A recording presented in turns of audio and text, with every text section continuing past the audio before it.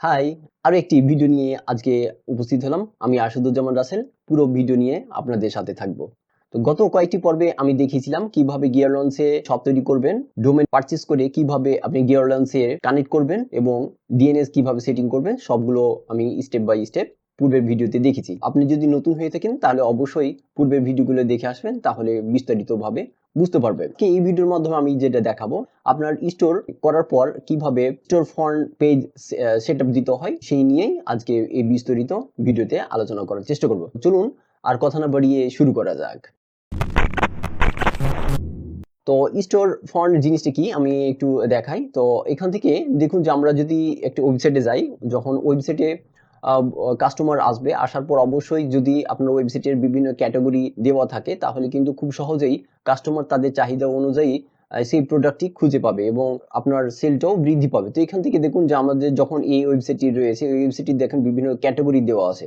তো এখানে বিভিন্ন ক্যাটাগরি দেওয়া আছে। তো এই ক্যাটাগরি যখন আপনার ওয়েবসাইটে অডিয়েন্স আসবে, আসার পর এইরকম ক্যাটাগরি কিভাবে সেট করতে হবে এবং কিভাবে দেখতে পাবে আমি এই ভিডিওর মাধ্যমে দেখানোর চেষ্টা করব। আশা করি বুঝতে পেরেছেন। গিয়ার লঞ্চের যে পেজটা রয়েছে, আপনার লগ ইন করবেন। লগ ইন করলে এইরকম একটি ইন্টারফেস আসবে। আসার পর এখান থেকে এই যেটা সিলেক্ট করতে হবে সেটা হচ্ছে এই যে স্টোর ফ্রন্ট পেজেস, এখানে ক্লিক করতে হবে। এখানে ক্লিক করার পর প্রথম যে অপশনটি রয়েছে সেটা হচ্ছে স্টোর ফন্ট, এই যে অপশনটি দেখতে পাচ্ছেন এখানে দেখা দেখা যাচ্ছে। তো এখান থেকে আপনার যে জিনিসটা আছে সেটা হচ্ছে এখান থেকে দেখুন যে আপনার যে ডোমেইন নেম রয়েছে বা পূর্বের ভিডিওতে আমরা কিভাবে সেট আপ করেছিলাম সেটা দেওয়া আছে এই স্টোরটি, এবং এখানে লেখা আছে দেখুন যে ক্রিয়েট স্টোর ফর পেজ, এখানে ক্লিক করতে হবে। যখন এই ক্রিয়েট স্টোর ফরে ক্লিক করবেন, ক্লিক করলে এইরকম একটি ইন্টারফেস চলে আসবে। আসার পর এখান থেকে আপনাকে অবশ্যই একটি সিলেক্ট করতে হবে যে আপনি কি নামে রাখতে চাচ্ছেন। তো এখানে দেখুন যে নিউ স্টোর ফন্ট, এখানে ক্লিক করতে হবে। এখানে ক্লিক করলেই আপনি যেই নামে স্টোরটি বা সাব মেনুটি তৈরি করতে চাচ্ছেন সেইটা কিন্তু এখানে অটোমেটিক চলে আসবে। হ্যাঁ, তো আমি এখানে একটি তালিকা তৈরি করে রেখেছি, জাস্ট আপনাদের বোঝার সুবিধার্থে কয়েকটি মেনু তৈরি করে রেখেছি। তো এখান থেকে আমি প্রথমে যেটা রাখবো সেটা হচ্ছে ফ্যামিলি। তো এখানে বিভিন্ন ক্যাটাগরি দেওয়া আছে, আমি এখানে উল্লেখ করেছি যে ক্যাটাগরির আন্ডারে কি কি থাকবে, আনুষঙ্গিক কিছু সাব মেনু বা এই মেনুগুলো দিয়ে রেখেছি। তো আপাতত আমি এখানে কপি করলাম ফ্যামিলি। তো এখান থেকে ফ্যামিলি দিলাম, দেওয়ার পর এখান থেকে দেখুন যে লেখা আছে ইউআরএল পাথ, অর্থাৎ যখন কাস্টমার যখন কোনোটিতে ক্লিক করবে, ক্লিক করলে আপনার এই ক্যাটাগরির আন্ডারে যতগুলো ডিজাইন থাকবে সেই ডিজাইনগুলো দেখাবে। যেমন হচ্ছে আমি যদি এই ওয়েবসাইটে যাই, ওয়েবসাইটে যাওয়ার পর দেখুন যে এখানে অনেকগুলো কিন্তু এই যে স্টিকার, তারপর হচ্ছে ফোন ক্যাস, অনেকগুলো কিন্তু এই অ্যাক্সেসরিজ দেওয়া আছে।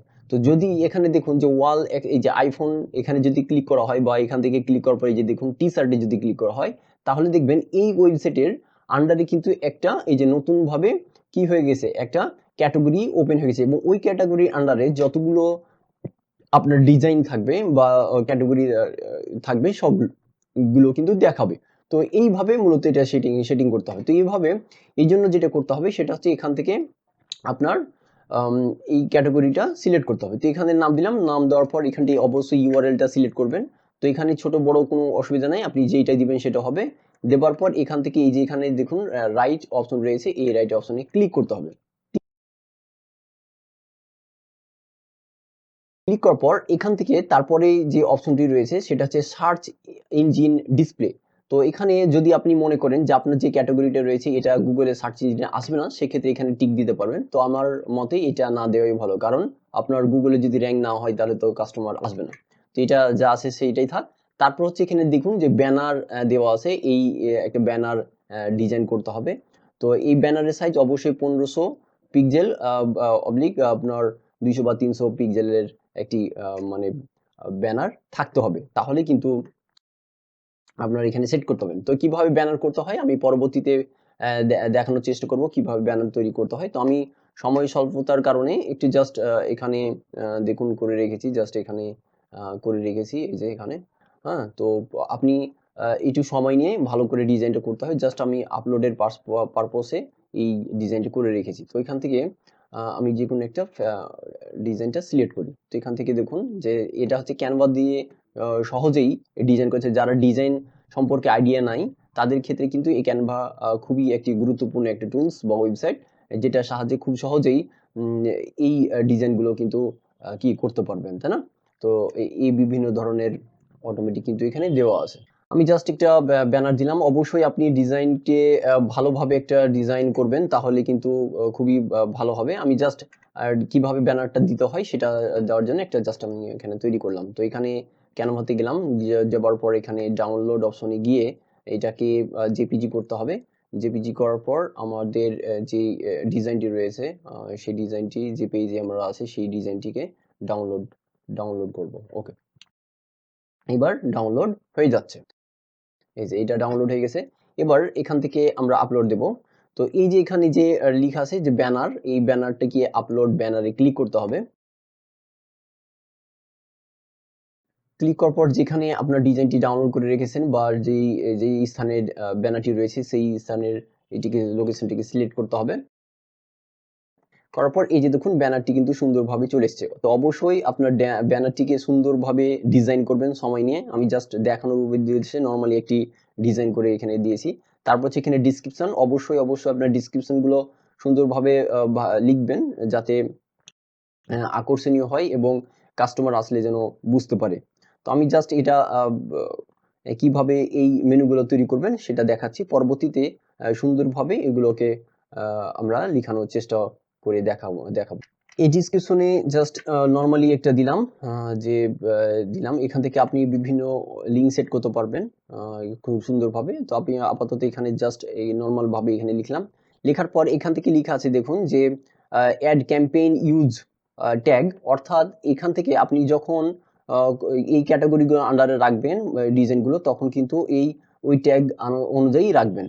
তাহলে কি হবে যে আপনি কোন ট্যাগের আন্ডারে, অর্থাৎ কোন ক্যাটাগরির আন্ডারে এই ডিজাইনগুলো রাখছেন, তখন কিন্তু চলে আসবে। ধরুন এই ড্যাড বা মম দিয়ে কোনো টি-শার্ট যখন সার্চ দিবে, তখন কিন্তু ওই আন্ডারে যদি থাকে বা ওই ট্যাগ ব্যবহার করে থাকে, তাহলে অটোমেটিক কিন্তু ওই ক্যাটাগরিরই ডিজাইনগুলো কাস্টমারের কাছে চলে আসবে সার্চ দেওয়ার সময়। তো এখানে যেহেতু আমি এখানে নাম দিয়েছি যে ফ্যামিলি, তো আমি এখানে চাচ্ছি যে ফ্যামিলি দিয়েই একই নাম দেওয়া। তো ট্যাগ আমি দিলাম ফ্যামিলি। এবার এখানে দেখুন যে চলে এসছে। আসার পর এখানে ক্লিক করলাম। ক্লিক করার পর এই যে উপরে দেখুন যে সেভ অপশন রয়েছে। এই সেভ অপশন যাওয়ার পর উপরে এই যে এগুলো লেখা আছে দেখুন পাবলিশড পেজ, এই পাবলিশ পেজে ক্লিক করতে হবে। ক্লিক করার পর দেখুন যে অটোমেটিক কিন্তু একটা স্টোর ফন্ট পেজ তৈরি হয়ে গেছে।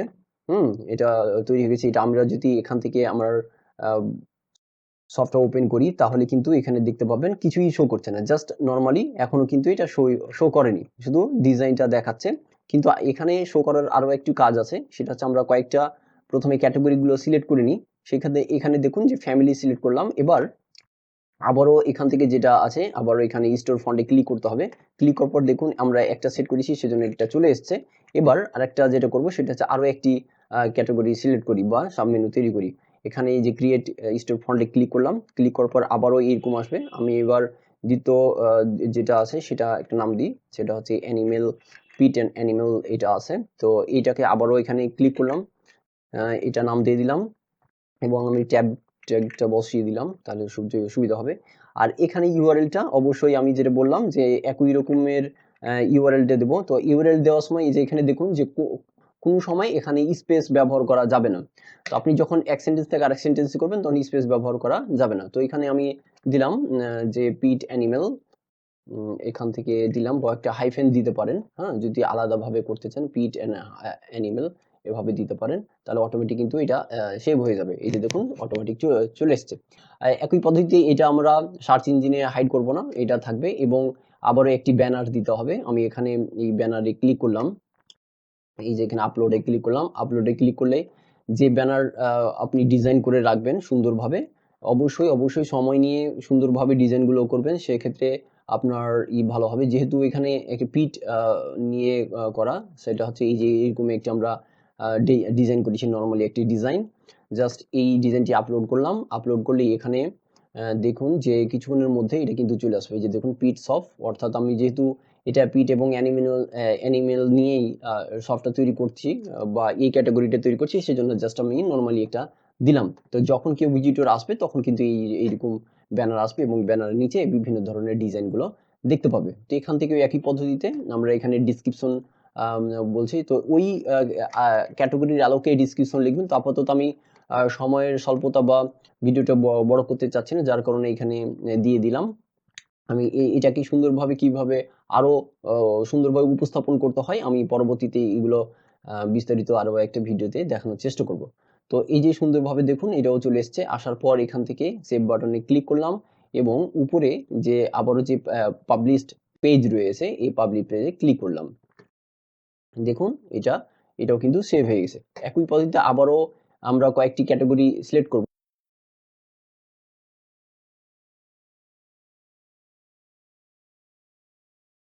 এখন আমাদের কয়েকটি ক্যাটাগরি তৈরি করা হয়ে গেছে। এখান থেকে আমরা যদি আবারও এখান থেকে উপরে ফন্ট স্টোরে যাই, এই যে স্টোর ফন্টে যাই, তাহলে দেখুন যে এখানে তিনটা ফন্ট স্টোর তৈরি করা হয়ে গেছে। একটা আছে ফ্যামিলি, গেমিং আর পিট অ্যানিমেল, এইগুলা আমরা তৈরি করে ফেলেছি। এখন এটার আন্ডারে যেটা করতে হবে সেটা হচ্ছে যে সাব মেনু তৈরি করতে হবে। হ্যাঁ, সাব মেনু তৈরি করতে হবে। আমি এখনো যদি আবারও ওই স্টোরে গিয়ে দেখি তাহলে কিন্তু দেখবেন যে স্টোরটা আমরা যখন ভিজিট করব তখনও কিন্তু দেখুন যে আমাদের কোনো মেনু বার কিন্তু আসছে না। অর্থাৎ এই যে এখানে দেখুন যে এখানে বিভিন্ন যে ক্যাটাগরি রয়েছে বা মেনু রয়েছে এগুলো যেমন শো করছে, আমার এখানে কিন্তু শো করছে না। কিসের জন্য করছে না? কারণ আর একটু কাজ রয়েছে। তো এই জন্য যেটা করতে হবে সেটা হচ্ছে এখানে স্টোর তৈরি করা হয়ে গেছে, এবার মেনুতে ক্লিক করতে হবে। মেনুতে যখন ক্লিক করবেন এটা কিন্তু গিয়ার লঞ্চের নতুন একটি সংযোগ, আগে কিন্তু এটা ছিল না, নতুন এটা দিয়েছে। তো এখান থেকে গেট এখানে ক্লিক করবেন। হ্যাঁ, ক্লিক করার পর এখানে দেখুন যে দুইটা অপশন রয়েছে। এই যে দেখুন যে এখানে দুইটা রয়েছে, একটা হচ্ছে অ্যাড পেজ আর একটা হচ্ছে অ্যাড সাব মেনু রয়েছে। এটা হচ্ছে যে আপনার মেন যে মেনুগুলো রয়েছে সেই মেনুগুলো যদি আপনার বা সাব মেনুগুলো তৈরি করতে চান সেক্ষেত্রে কিন্তু এগুলো লাগে। যেমন দেখুন এই যে ক্লোথিং, এই ক্লোথিং রয়েছে বা স্টিকার রয়েছে, এই স্টিকার আন্ডারে কিন্তু অনেকগুলো রয়েছে। তো এখানে হচ্ছে দেখুন এটা হচ্ছে মেন আর এইগুলো হচ্ছে সাব মেনু। তো এই মেনটা প্রথমে তৈরি করতে হবে। তো এখানে এই যে করতে হবে, এইখানে দেখুন যে সাব মেনু এখানে আছে, সেই সাব মেনুতে ক্লিক করতে হবে। ড্যাড দিয়ে এখানে সেভ করলাম। সেভ করলে অটোমেটিক দেখুন যে এখানে কিন্তু একটা চলে এসছে। তো এখানে যেটা করবেন সেটা হচ্ছে এই যে উপরে লেখা আছে দেখুন যে add page on drop menu, এই অপশনটা। তো এই অপশনে ক্লিক করবেন। এই অপশনে ক্লিক করলে দেখুন যে এটার আন্ডারে কিন্তু এটা চলে এসছে।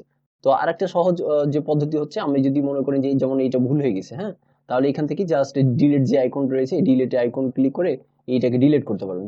যে ড্যাড, হ্যাঁ, ড্যাড দিয়ে সেভ করলাম। এখন এইটাকে যেটা করব সেটা হচ্ছে যে আমরাকে এইটা উপরে নিয়ে যাব। এই যে এখান থেকে কিন্তু আপ ডাউন করা যায়। এই যে এখান থেকে দেখুন খুব সহজে কিন্তু এইটাকে আপ ডাউন করা যাচ্ছে। যদি মনে করেন যে এটা আমরা চেঞ্জ করব সেক্ষেত্রে জাস্ট এখানে ক্লিক করতে হবে। এই যে আইকনে ক্লিক করে এই নামগুলো কি চেঞ্জ করতে পারবেন খুব সহজে। তো এখানে ক্লিক করলাম। ক্লিক করার পর দেখুন যে আপনি কোনটার আন্ডারে কি রাখতে চাচ্ছেন সেটা কিন্তু এখানে চলে এসছে। এই যে এখানে দেখুন অটোমেটিক কিন্তু চলে এসছে। যদি কোনো কারণে আপনার দেখা যাচ্ছে এটা না আসে তাহলে একটা কাজ করবেন, উপরের যে যেগুলো সমস্যা করছে সেগুলোকে কিন্তু এখানে ডিলিট করে দিতে পারবেন। এই যে দেখুন ডিলিট করে দিলাম। এখন এই যে নামটা আছে আমি এখানে ক্লিক করে এটাকে ফ্যামিলি দিলাম। ওকে, ফ্যামিলি দিয়ে ওকে করে দিলাম এবং এটার আন্ডারে আমরা যেটা করব সেটা হচ্ছে এখানে ক্লিক করে এটাকে জাস্ট এখানে ড্যাড করে দিলাম। এই যে এখানে দেখুন ড্যাড করে দিলাম। তাহলে এই যে এখানে দেখুন অটোমেটিক কিন্তু ড্যাগ চলে এসেছে। আবারও এখানে ক্লিক করলাম। ক্লিক করার পর এই যে মম যে দিয়েছিলাম এই মমটি সিলেক্ট করার পর কি করি সেটা হচ্ছে এখানে অ্যাড মেনুতে ক্লিক করলাম। ক্লিক করার পর এখানে হবিজ দিলাম।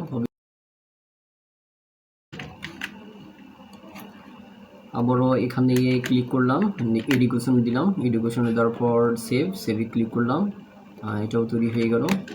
এবার হচ্ছে আমি ফুড একটা ক্যাটাগরি দেব, সেটা হচ্ছে আবারও এখানে সাবমেনুতে ক্লিক করে এটা ফুডে ক্লিক করার পর ওকে। তাহলে দেখুন যে অটোমেটিক কিন্তু অনেকগুলো আমাদের মেনু তৈরি হয়ে গেছে। এই যে অনেকগুলো।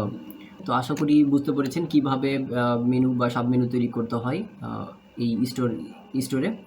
তো এই ছিল ভিডিও। তো যদি কোনো সমস্যা থাকে অবশ্যই ভিডিওটি দেখবেন, আর তারপরে যদি কোনো সমস্যা থাকে তাহলে কমেন্ট করবেন। আমি আমার মতো যে চেষ্টা করব আপনাদের সহযোগিতা করার। আর শেষ করার আগে একটি কথা না বলে নয়, আপনি যদি আমার চ্যানেলে নতুন হয়ে থাকেন তাহলে অবশ্যই আমার চ্যানেলটিকে সাবস্ক্রাইব করেন এবং পাশে থাকা বেল বাটনে ক্লিক করেন।